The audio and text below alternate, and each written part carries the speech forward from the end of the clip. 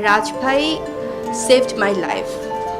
বসে দেন এভাবে আসলে হয় কি এই জিনিসগুলো শেয়ার করা হয় যে আমরা এখন হয়তো বা খুব নাইস। ঢাকায় চলচ্চিত্রের জনপ্রিয় নায়িকা শবনম বুবলিকে নিয়ে আবারও তোলপাড় সোশ্যাল মিডিয়া। শাকিব খানের পর এবার কি তবে নতুন কোনো অধ্যায় শুরু করলেন এই নায়িকা? কার ভালোবাসায় মন বাঁধলেন?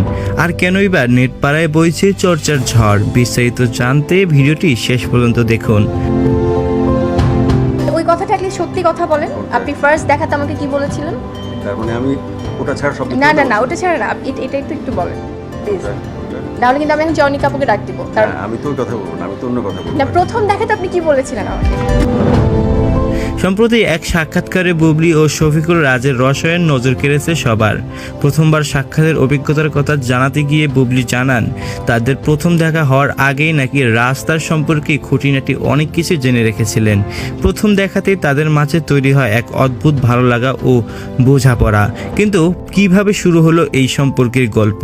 বুবলি জানান, শুটিংয়ের অবসরে একদিন এক খোলা মাঠে পাশাপাশি বসে রাজ তাকে শোনান জীবনের নানা গল্প।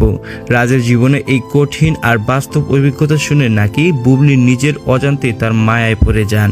শুধু ভালোবাসাই নয়, সন্তানের প্রতি রাজের দৃষ্টিভঙ্গি ও দায়িত্বশীল মনোভাব বুবলির মন ছুঁয়ে যায়। রাজের এই উদার মানসিকতা তাদের সম্পর্কে আরও এক ধাপ এগিয়ে নিতে সাহায্য করে বলে জানা যায়।